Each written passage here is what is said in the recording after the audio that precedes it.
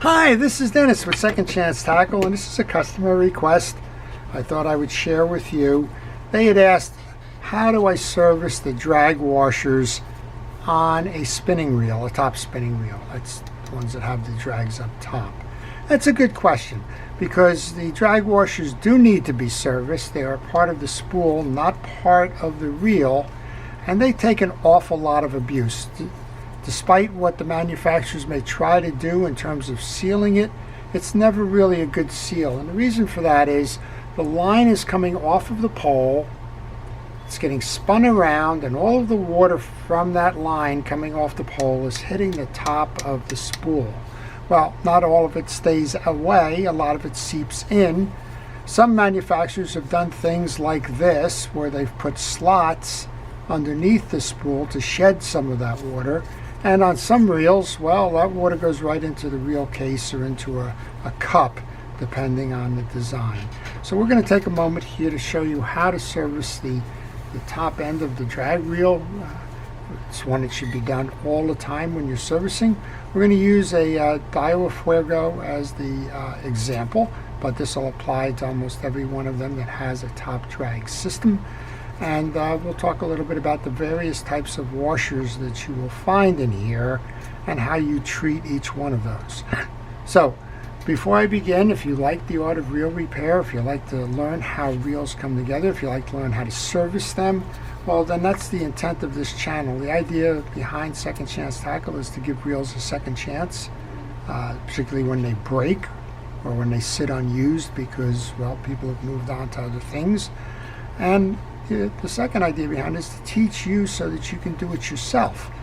Somebody once asked me, aren't you afraid that that's going to limit your business? And quite honestly, I can't fix every reel in the world, and I don't want to fix every reel in the world. So the more you can do it yourself, the more you will keep these reels running, and the more you keep them running, the more fish you'll catch, and the better times you will have. Well, to service the top end drag, they all have a drag knob adjuster. So in this case, it's a broad one. Sometimes you'll find little buttons. You'll find all kinds of variations on it. But at the end of the day, you want to take that adjuster off and remove the spool.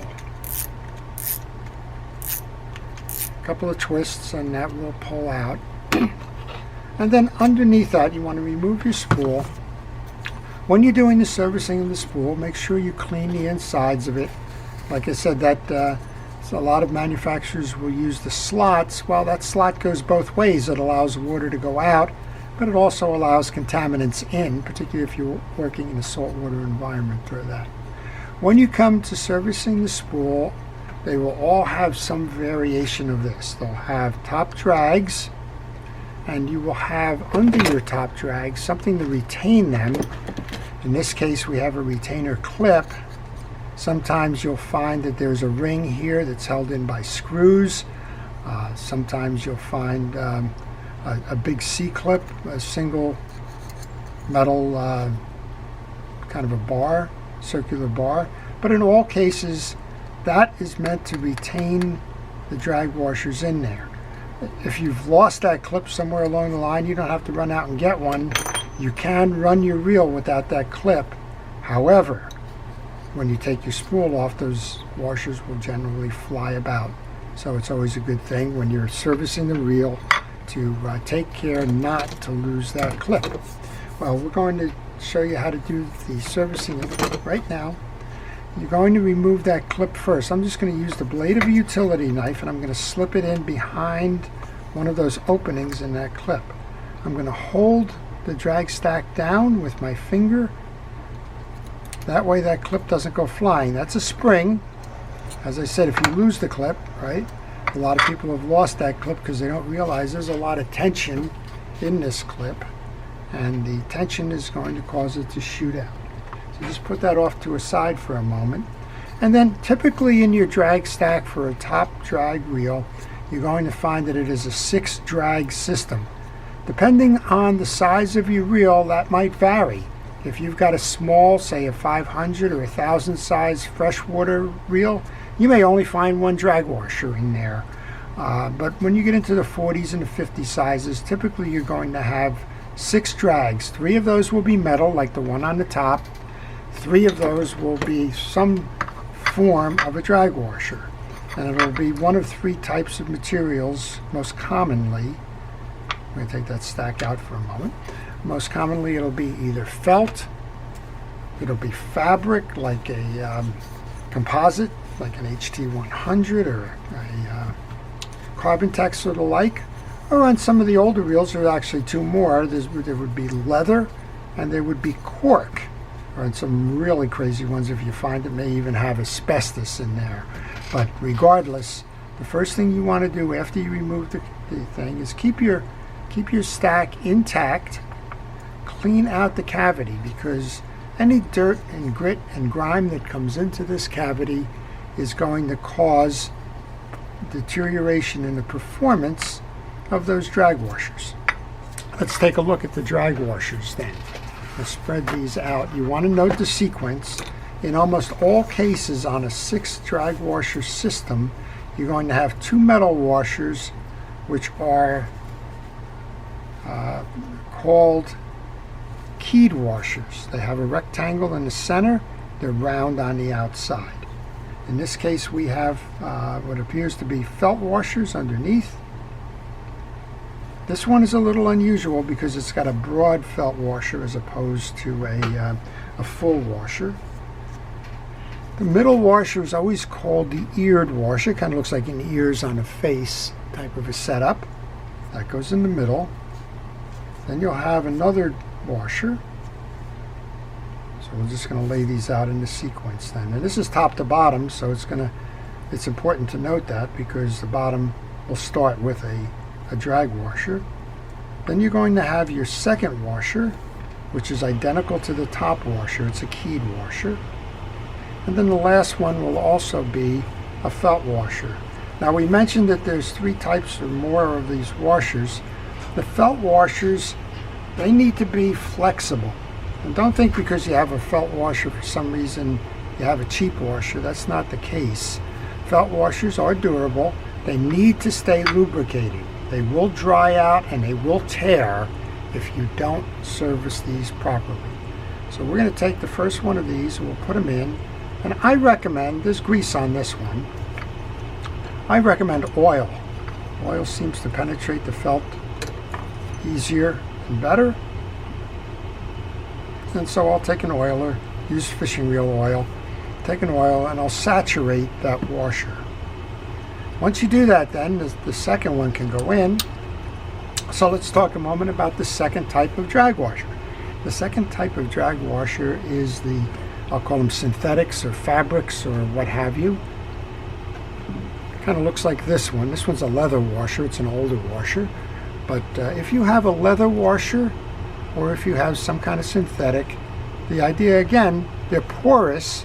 You want to keep them flexible. These get grease. And the grease is because it'll saturate those pores and it will hold it, keep it flexible from drying out. So we'll continue with this, and we'll put the second of the fabric washers in this one, the felt washers. We're going to do the same thing. We're going to oil this, just like that. And then the middle washer is always covered by that eared washer. And when you look in your spool, you're going to find 2 sides of the spool have slots in them that correspond with the 2 points on this. So they go in. Okay, the third type of washer then you're going to find on a lot of fishing reels is a Teflon washer or a plastic washer. Now those washers are non-porous. Because they're non-porous, they're not going to absorb greases and oils. And because they're made with Teflon, which is a petrochemical, or made with petrochemicals, you don't need oil. They're self-lubricating. You find those a lot on the lower entry reels where, well, I think the manufacturers kind of assume that you're not going to be servicing a reel, and so they do their best to give you a drag washer that will last without being serviced. In all cases, you do need to take out that stack and clean the cavity, because as you saw, there's an awful lot of grease and debris that accumulate in there. Well, it accumulates in there and it accumulates on your metals, so make sure when you do your metals that you clean them off before putting them back on.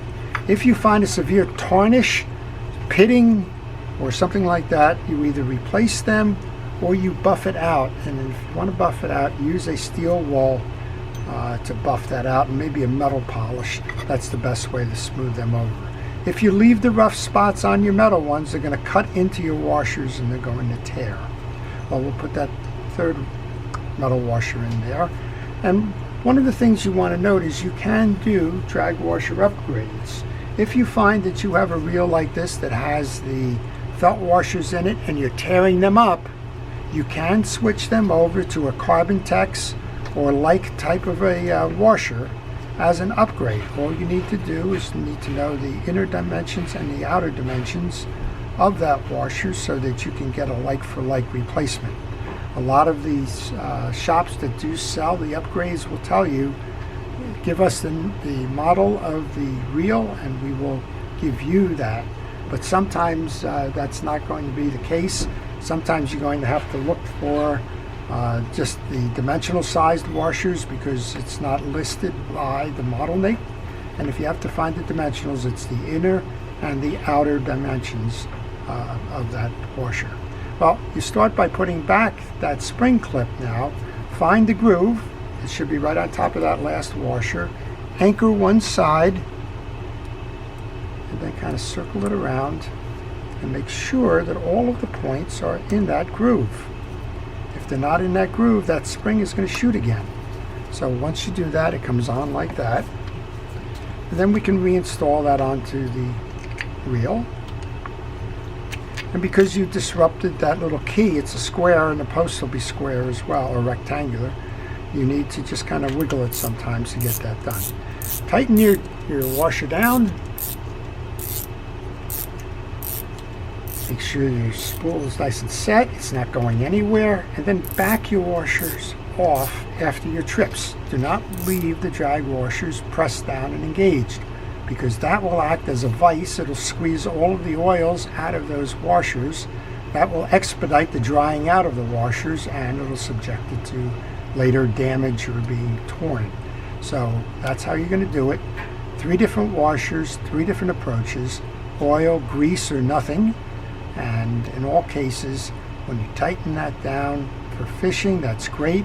When you're done with your trip, back it off so that you do not risk damaging those drag washers for future trips. Well, that's it. That's how you change out drag washers on a top drag reel, using in this case a Daiwa reel, but it's pretty much the same across all of the types of reels that are out there, as long as they are top drag fishing reels. I hope you've enjoyed that. To our first responders and essential personnel, thank you for everything it is that you do to keep us safe. To everybody, I wish you great fishing.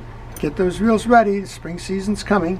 It's time for a tune-up before you go, and that'll make your fishing trip more enjoyable and certainly help you catch more fish.